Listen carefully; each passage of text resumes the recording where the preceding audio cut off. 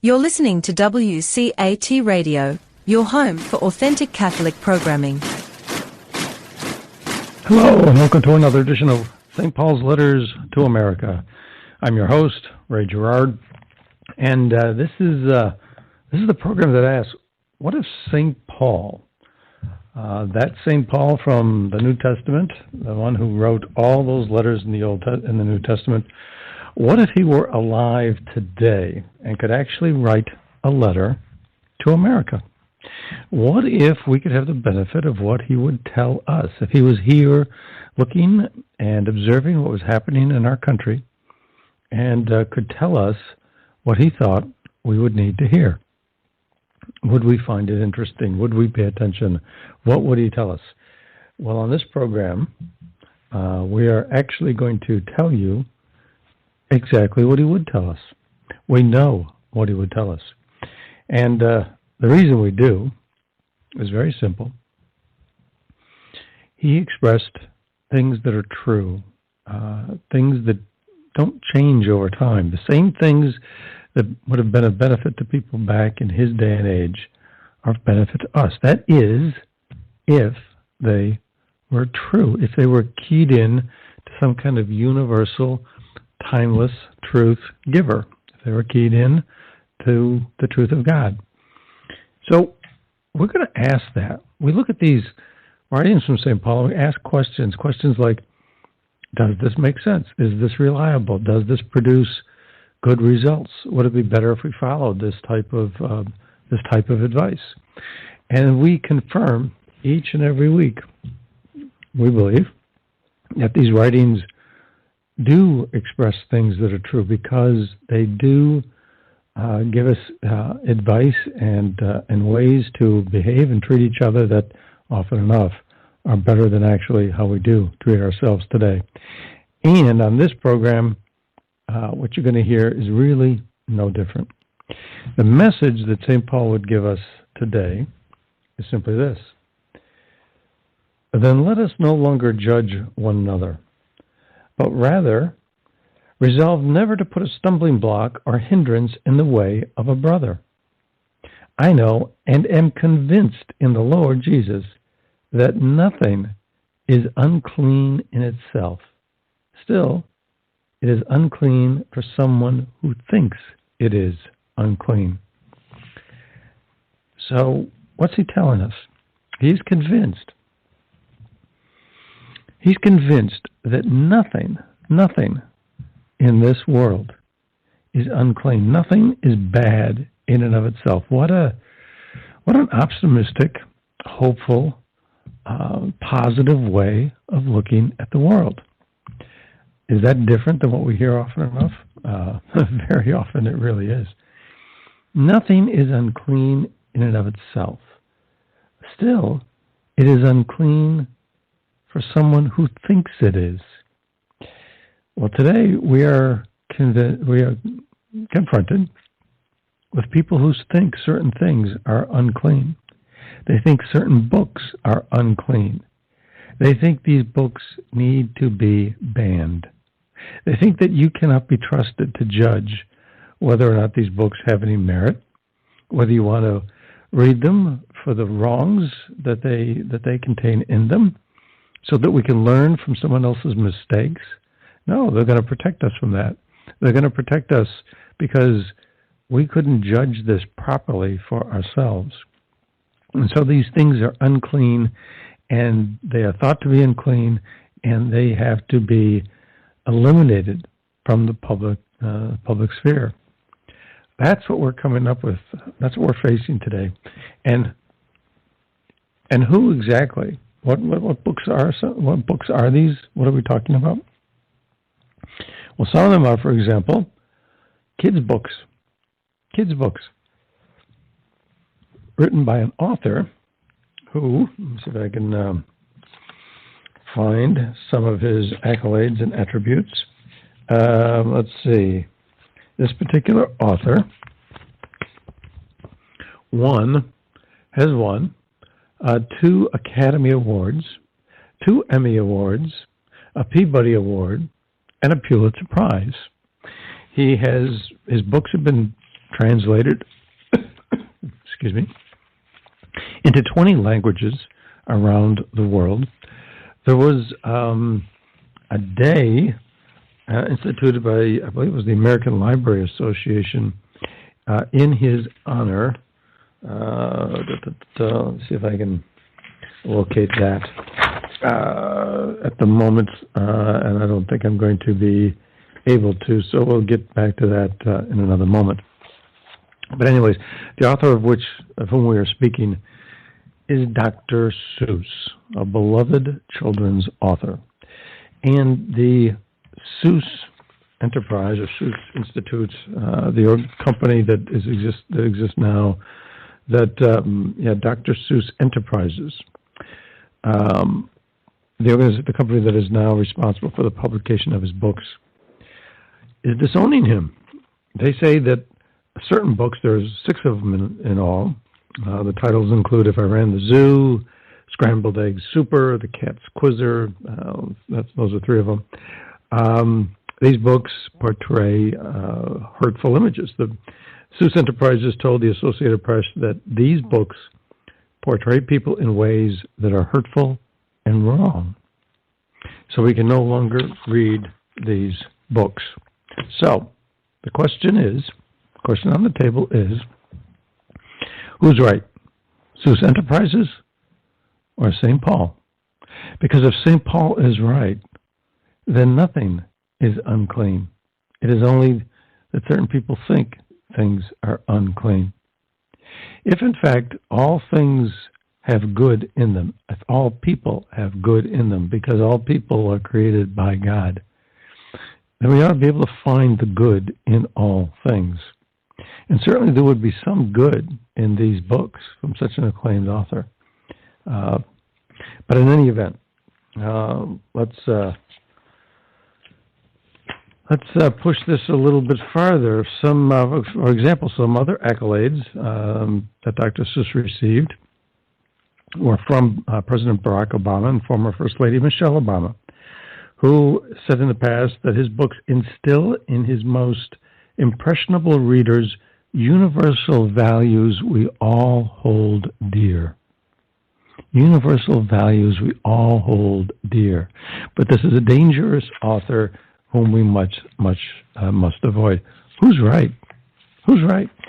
There's another book that recently has come under fire. It hasn't been banned yet. But the Southern Poverty Law Center, for one, has expressed severe reservations about this 7th book by Dr. Seuss. And what's the 7th book? It's called The Sneetches. And in The Sneetches, we learned about a group of birds, and they're called the Sneetches. And they're all identical, except that some Sneetches have stars on their bellies, and others don't. The star-bellied Sneetches, they look down on the Sneetches that don't have stars on their bellies. So then there's a monkey named Sylvester McBean, and he offers the Sneetches that have no stars on their bellies to put a star on their bellies for a fee. So all the starless Sneetches start paying this guy to put stars on their bellies. And after enough of them do that, then the original Sneetches who had the stars, they are no longer are special. So they decide, well, I'll tell you what, we're going to have the stars on our bellies removed. They do that, and then they claim to be superior again.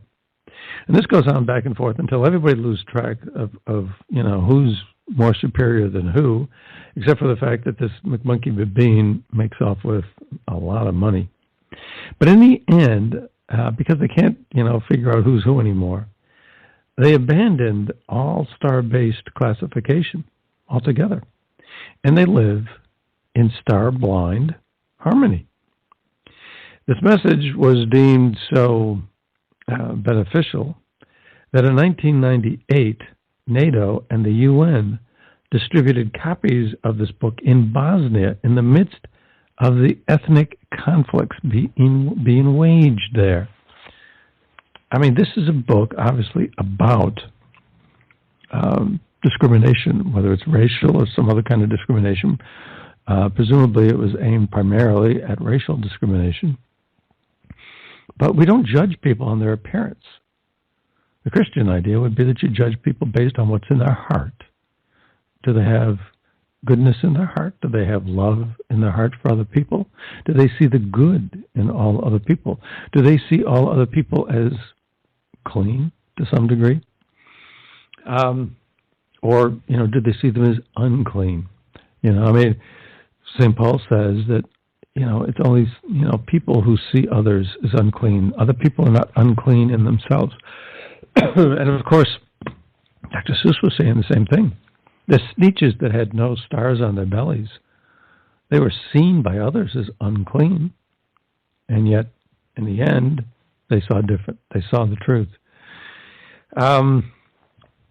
So this is what we're faced with. We're living in a world where people want to keep certain ideas from us. The Southern Poverty Law Center said about this book that it also was bad. It doesn't matter what the UN thought of it or NATO thought of it. This book is also bad. Why?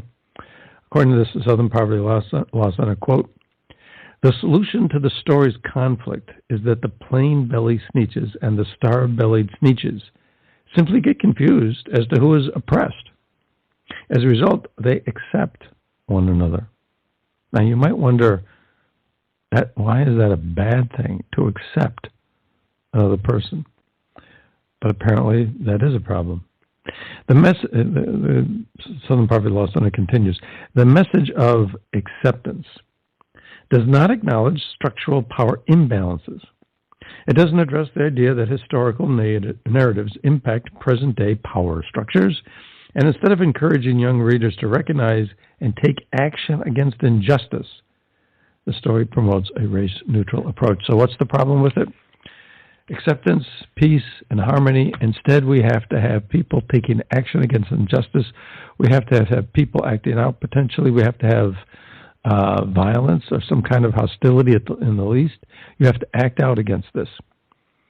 Now, what injustice is there if, in fact, everybody's living in a race-neutral culture where everybody is accepting other people? If everybody buys into the idea of acceptance, that we all accept one another, what, are we not supposed to accept one another? Are we not supposed to see everybody else as clean? We're supposed to see certain people as unclean? Which message seems better? So, in any event, that's what we're facing today, just with regard to Dr. Seuss. There was another man who's had his book recently banned. Man's name is Ryan T. Anderson. He wrote a book in 2018, When Harry Became Sally, responding to the transgender movement. And his book received acclaim as well. There were scholars from Oxford University, Harvard, Princeton that acclaimed the book.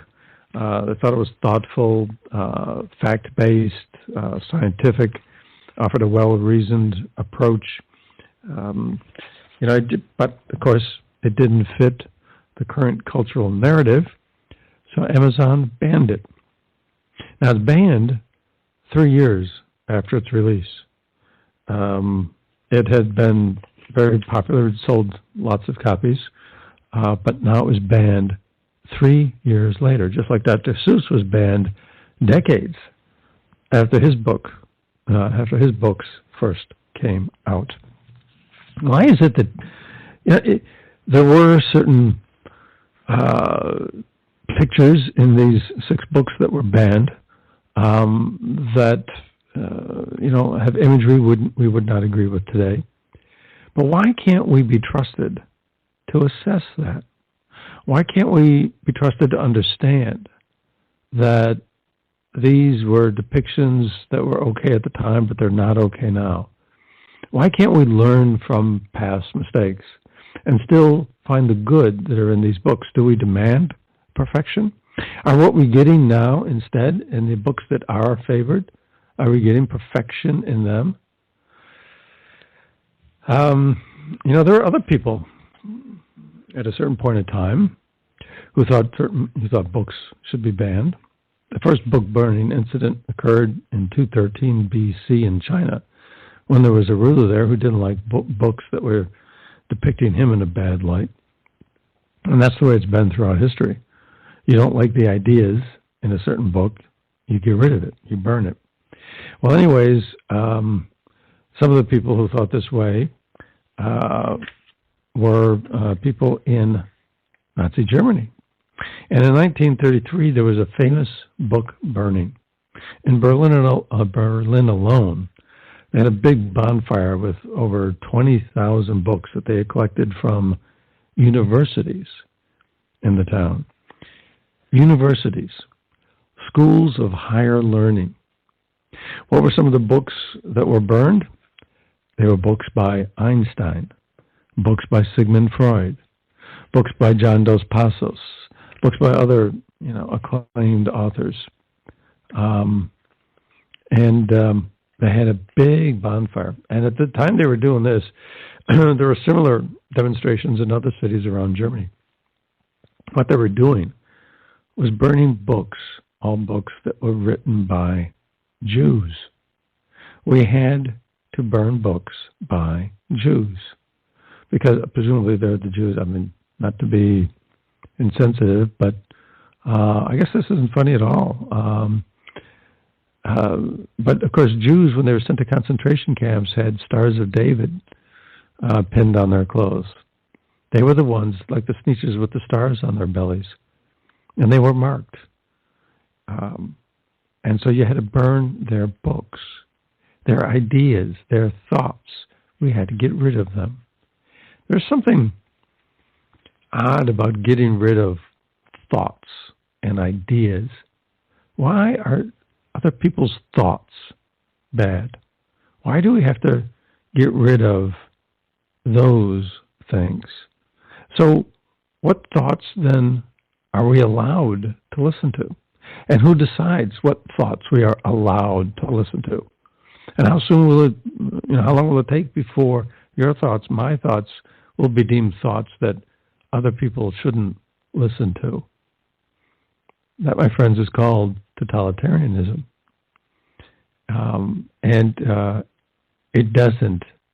It doesn't allow for people to be free. It doesn't allow for people to be human. This book-burning incident by the Nazis in 1933 is now regarded as a great wrong, very symptomatic of everything that the Nazi Party stood for. Maybe in 1933 it wasn't so clearly understood, but certainly 10 years later, in the midst of the Second World War, and the horrors and the Holocaust and the racial genocide and all the other atrocities that the Nazis committed, we can see that the Nazis are not people you want to imitate. But what was the thinking in 1933? Well, there was the Minister of the Interior, Dr. Wilhelm Frick, and he explained what it was all about. And he said, among the things he said was this. He said, Germany's educational system needs and will undergo a root and branch reform. He said that they must create the man political, who in all thoughts and actions is rooted in the proper ideology.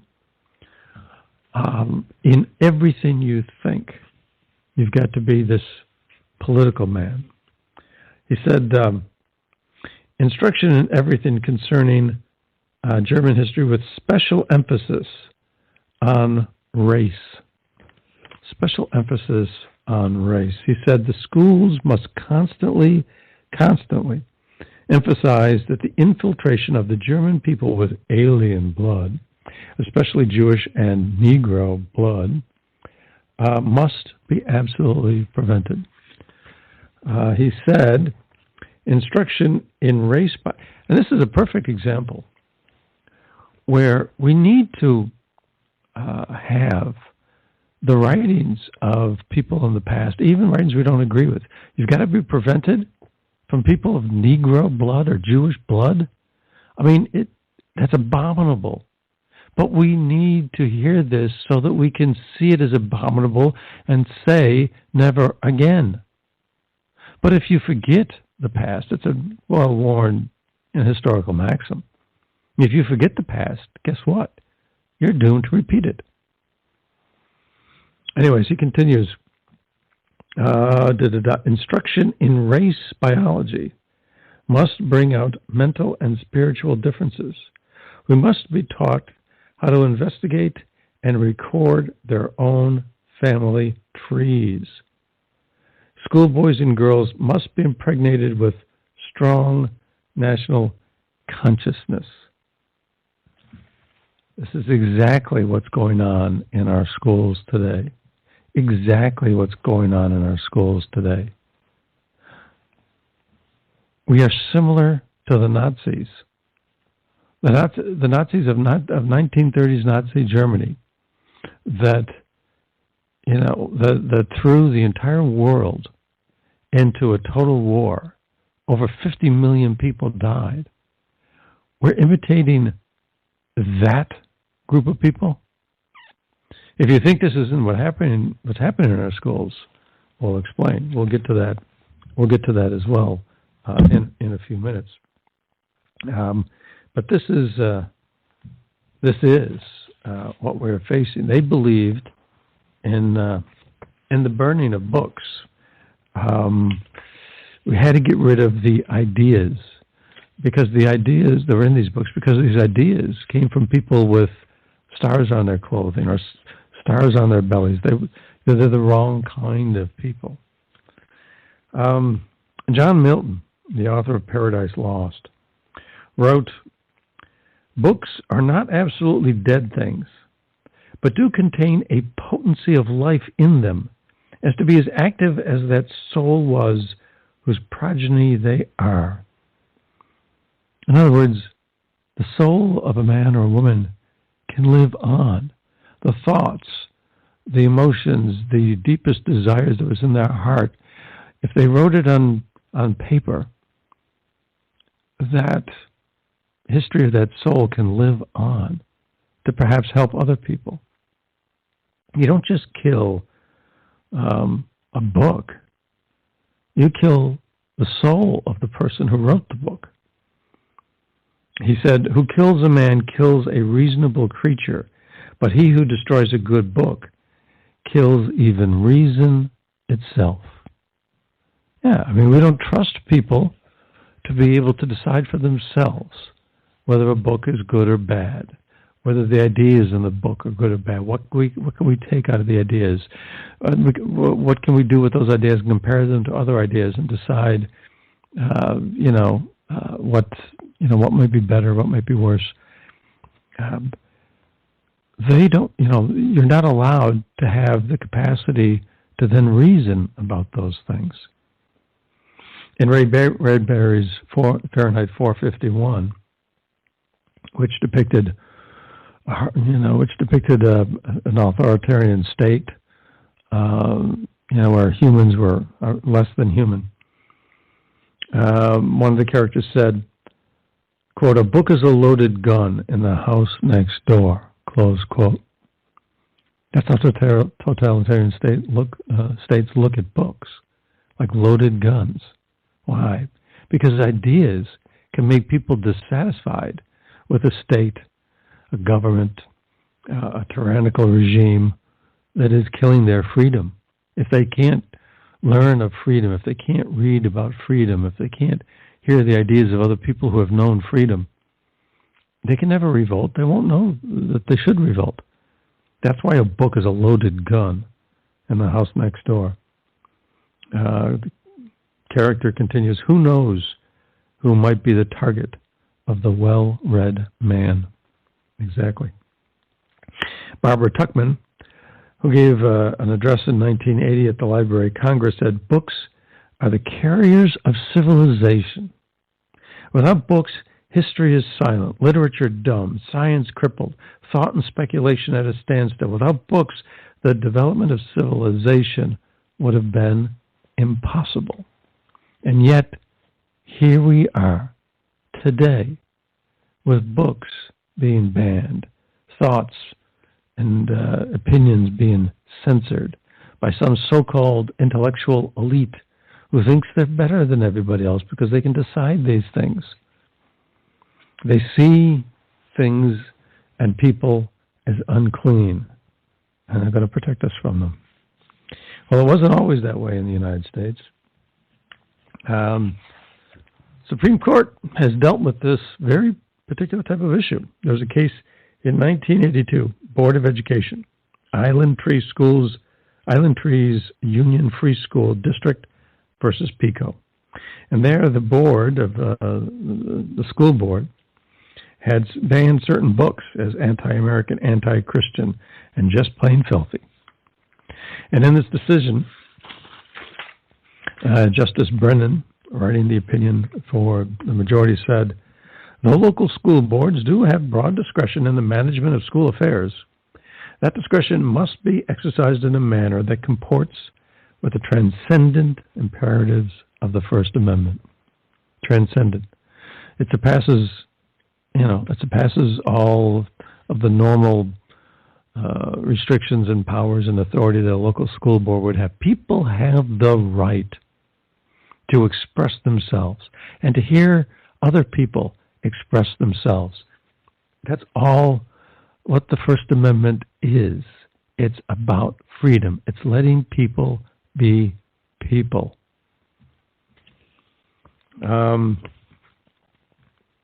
Let's see. One of the justices wrote that the Constitution protects the right to receive information and ideas.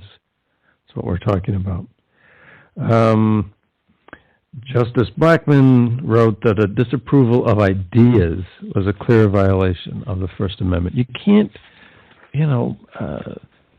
disapprove ideas, at least not in this country, at least not in this country the way it used to be. Let's see, in the fall of 1981, the American Library Association, the American Booksellers Association, the Association of American Publishers, the American Association of Journalists and Authors, and several other organizations got together and started something that they called Banned Books Week. And it was to celebrate books that people had tried to ban. For example, Huckleberry Finn, Maya Angelou's I Know Why the Caged Bird Sings, J.D. Salinger's The Catcher in the Rye, and interestingly enough, the American Heritage Dictionary. I mean, at certain points in history, lots of different books have been considered worth banning. They've been considered dangerous. They've been considered immoral. And people have wanted to ban them. And yet, that has not been what this country's been about. And the Supreme Court has said that the First Amendment protects these types of things. And yet, here we are. Here we are indeed. Now, I said before that, if you're going to draw a parallel with Nazi Germany, and you look to the words of their Interior Minister, Dr. Wilhelm Frick, who talked about the fact that these books had to be banned. The books that were burned back then had to be banned and destroyed because they were by people with, of the wrong race, and that people had to be impregnated with racial consciousness. And I said before that that's what we're experiencing in our schools today.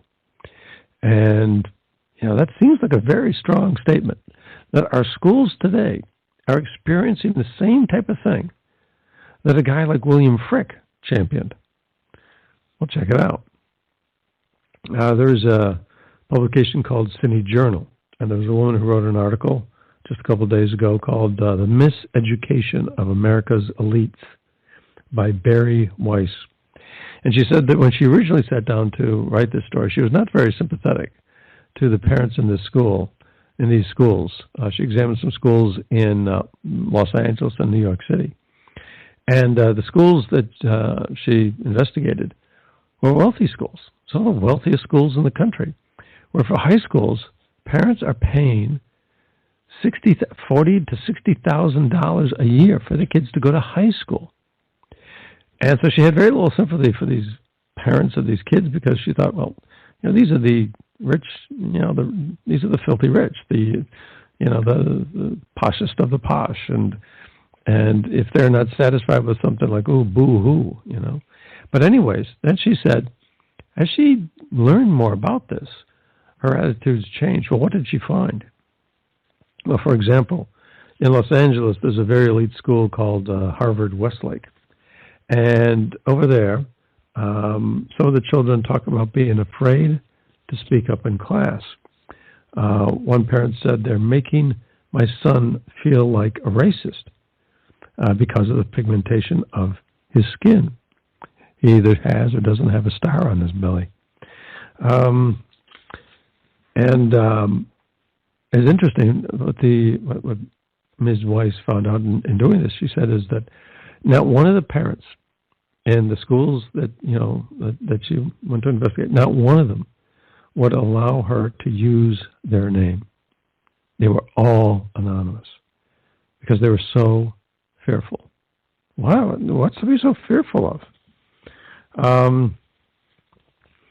One private school parent born in a communist nation said, quote, I came to this country escaping the very same fear of retaliation that now my own child feels. Another parent said, she wants to take her child and move him to another school, but doesn't know where to move him because they're all the same. What's this retaliation they're talking about? One parent, was speaking to a friend and said, talking about the movement towards racial consciousness in the school, she said, the parent said, is there anything about this movement we should question? Is there anything we should question? I mean, it's not a denunciation. It's not some, violent diatribe against other people or the curriculum. It's just, is there anything we should question? The response was, quote, dude, that's dangerous ground you're on in our friendship. You keep going this way, just asking the question, and we can't be friends anymore. It's that serious. Another parent said, if you publish my name, it's a parent or a student, if you publish my name, it would ruin my life. Oh, this is from a student. A student said, I don't even want people knowing I'm a capitalist because it would ruin his life. What kind of a world where if you have a different idea, of course you're going to be banning books if there are ideas you don't like.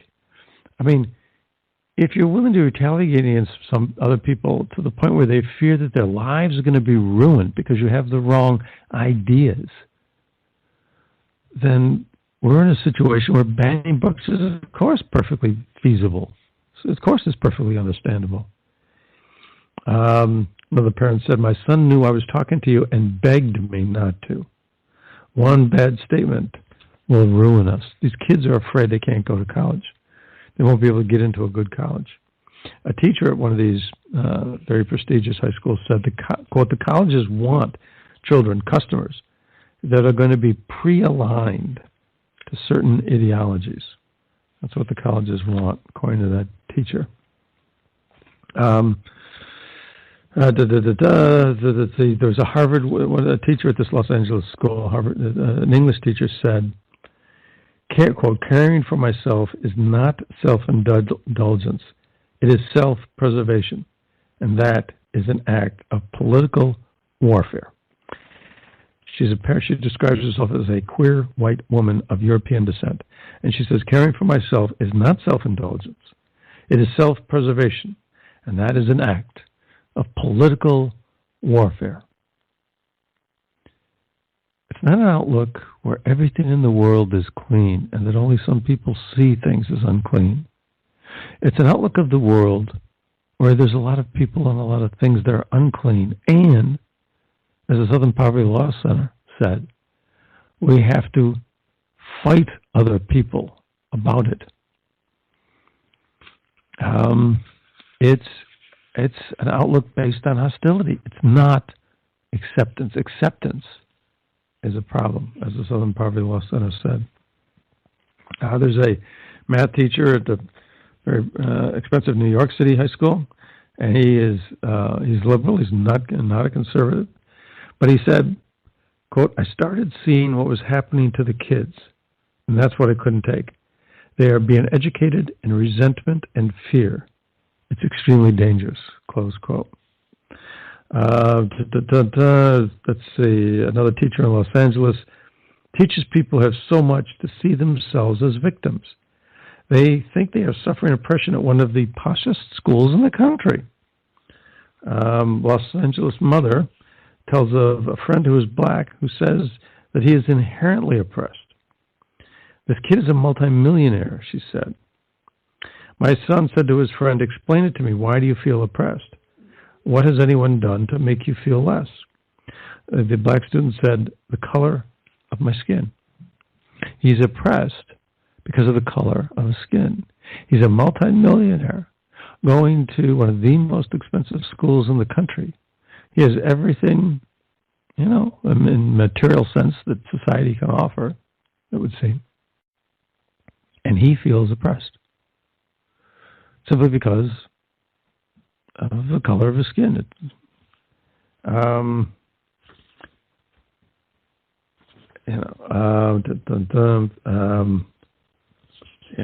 so this is what kids are being taught. They're being taught to be racially conscious. One of the teachers talks about a pyramid of white supremacy that they were supposed to teach. At the bottom of the pyramid, so on this pyramid of white supremacy, there was this: 2 sides to every story. 2 sides to every story was part of white supremacy. It was racist. 2 sides to every story. You're not supposed to see 2 sides to every story. You're supposed to see one side. We don't like ideas. One side, one narrative, a totalitarian outlook. We're going to tell you what to think. 2 sides to every story is not a good thing. Acceptance is not a good thing. There was a school called Chapin on the Upper East Side of New York City. Again, very expensive, an all-girls school. And there was a young girl in the lower grades, 3rd grade perhaps, something in that range. There was a little white girl who came home one day and told her father, quote, "All people with lighter skin don't like people with darker skin and are mean to them." He was horrified and said, but we're not like that. That's not how we feel in this family. But that's what the children are being taught. All people with lighter skin don't like people with darker skin and are mean to them.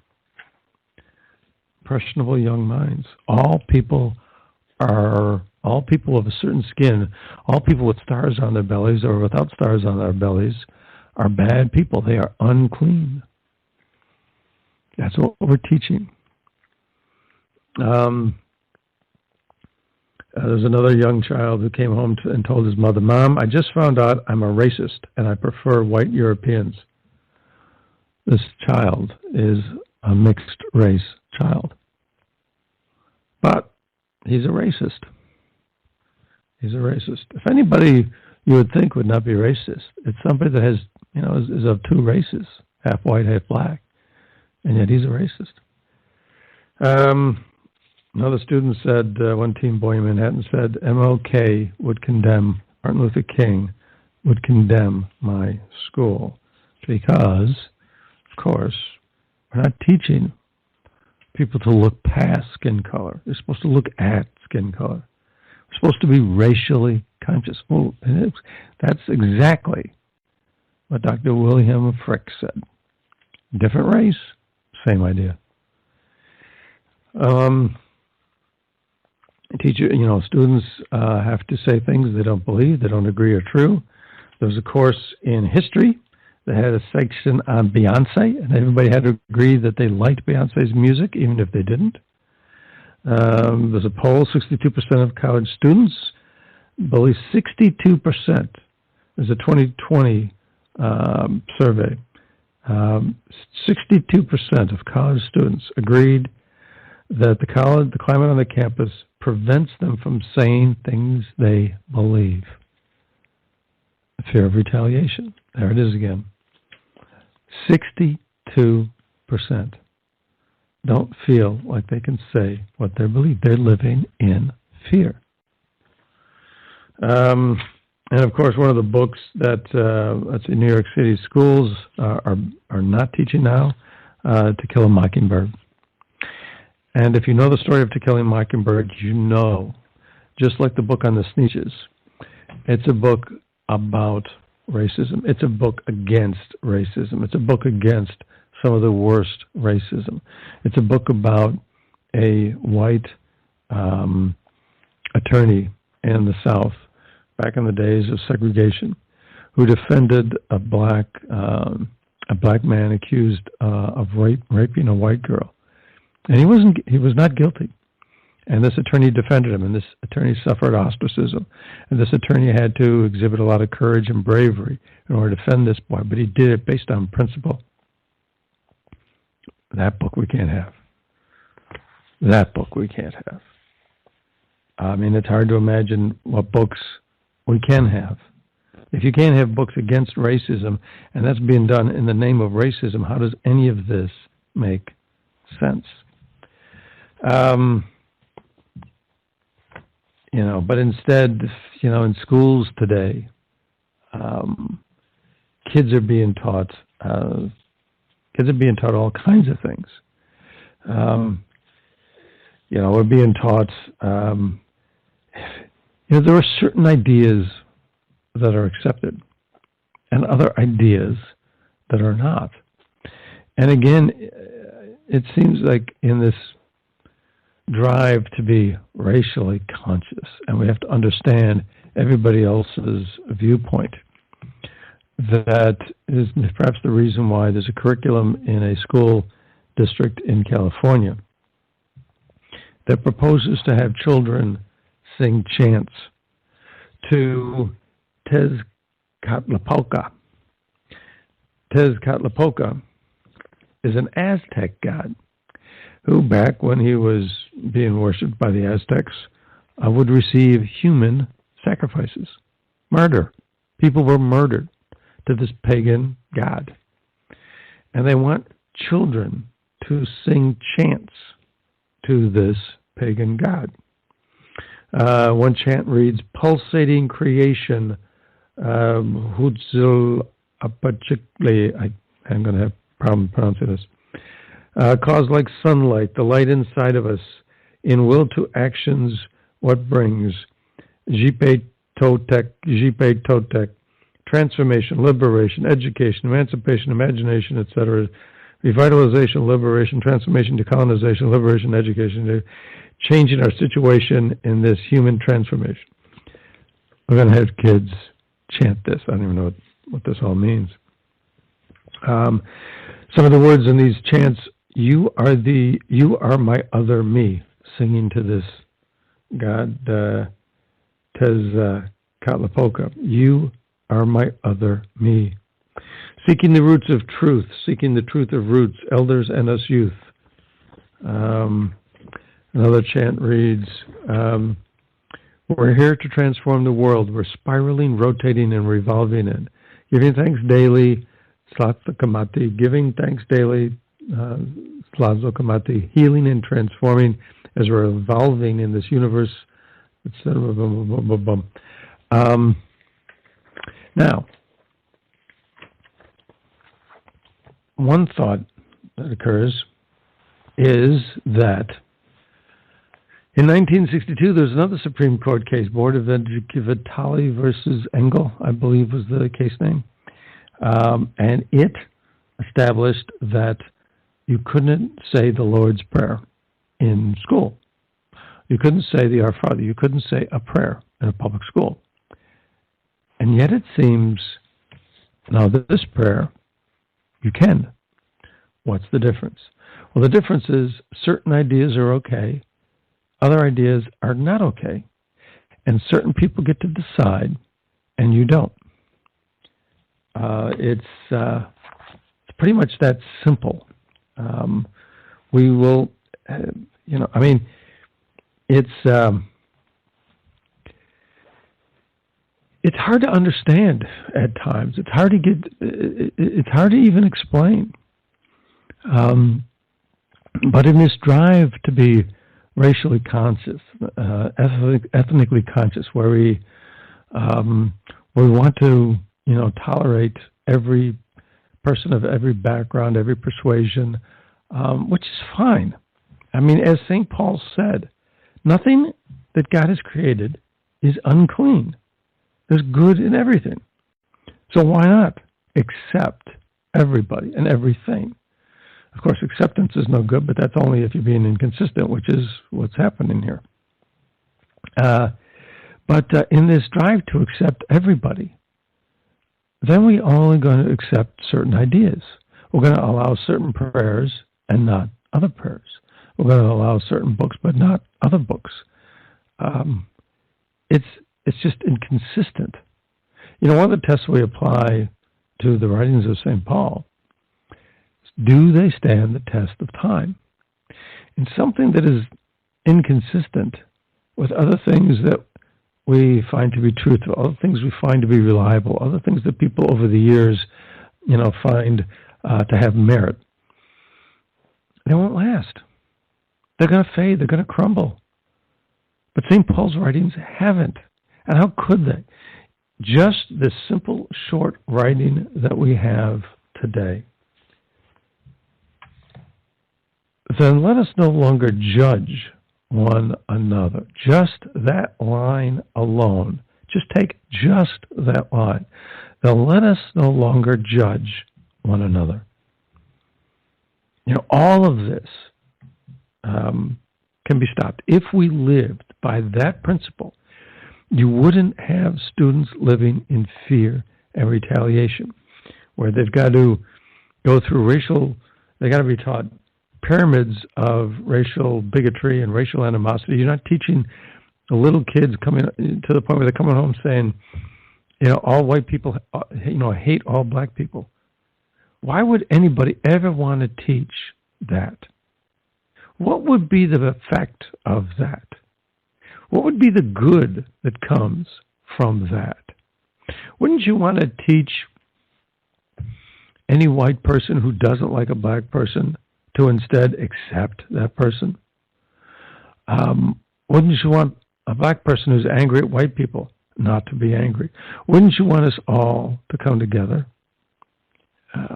Wouldn't that produce goodness?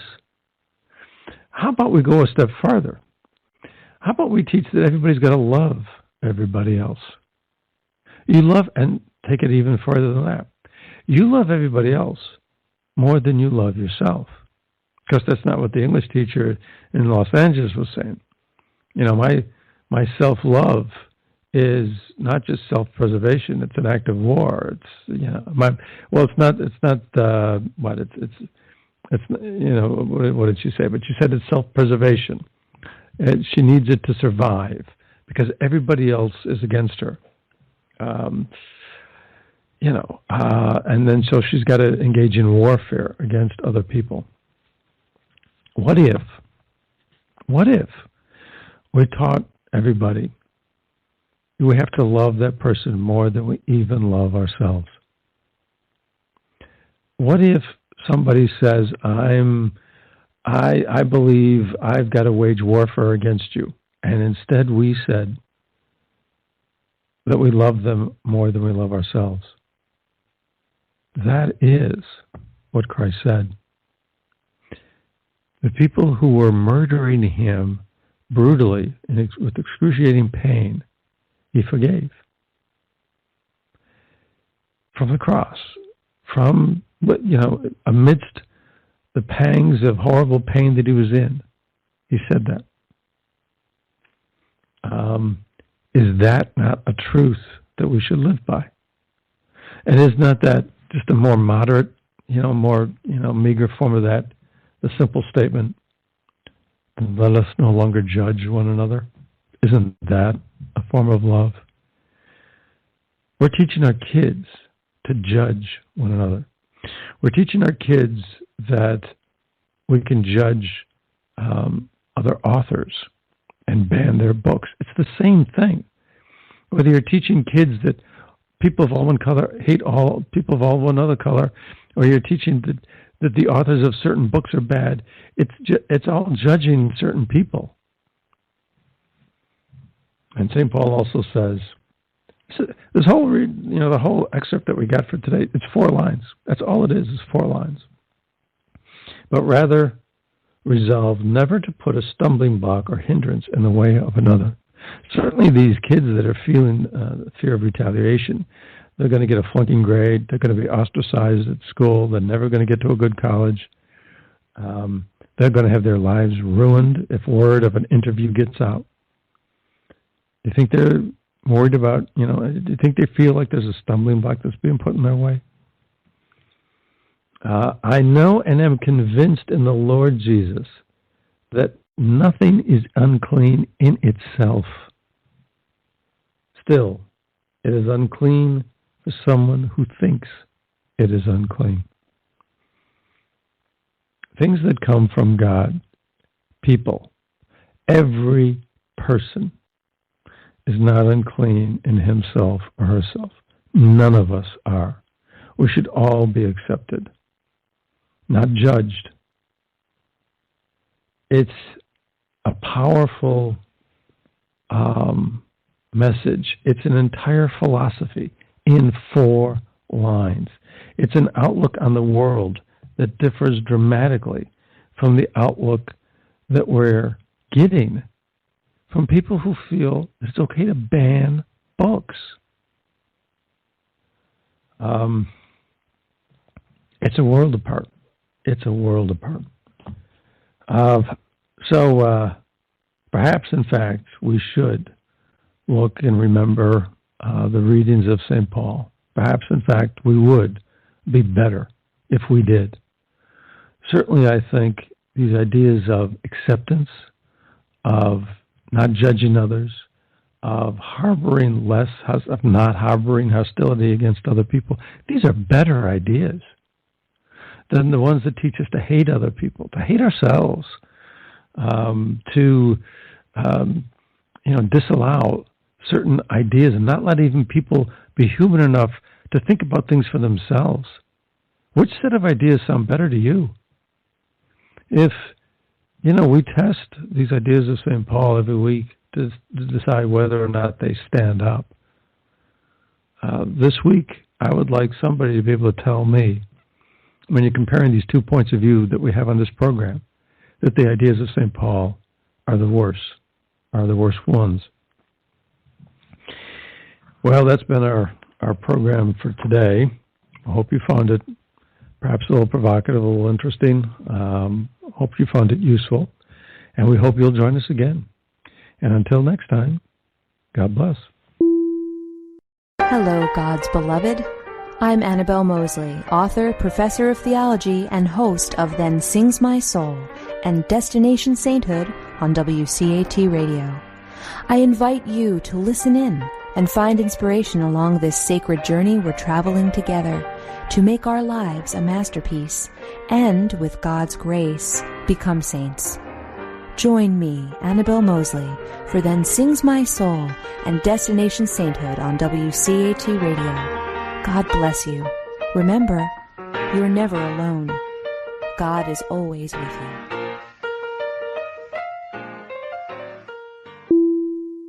Thank you for listening to a production of WCAT Radio. Please join us in our mission of evangelization. And don't forget, love lifts up when knowledge takes flight.